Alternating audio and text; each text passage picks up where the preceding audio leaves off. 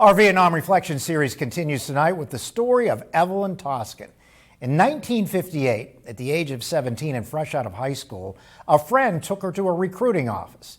And not long after, her tour of duty was underway with the U.S. Navy.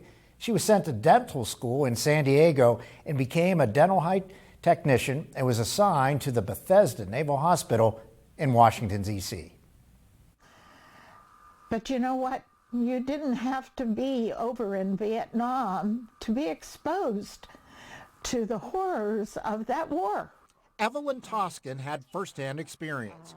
She was working as an assistant in oral surgery at Bethesda Naval Hospital. That's when an injured soldier arrived with a serious jaw injury after being wounded in combat.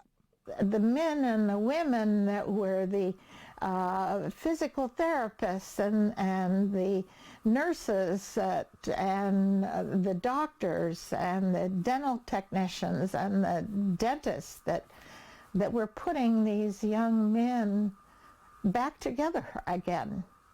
And it was very, very devastating. Evelyn recently took a trip from Erie with warriors to Washington and visited the Vietnam Memorial in Washington, D.C., a reminder of all the sacrifice.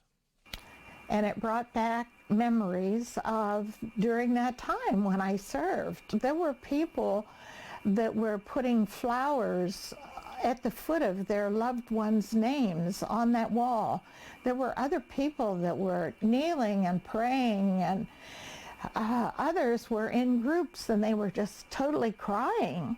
It took many decades before the vital role women played in Vietnam was recognized. For me, being a female, it was a difficult time because it was not a good time for women to be serving in any kind of a military. Today, they are finally being recognized. Stories are coming out about what they have done to bring these young men back home to their families. And later in life, Evelyn married a Marine, Frank Toskin, who passed away in 2021.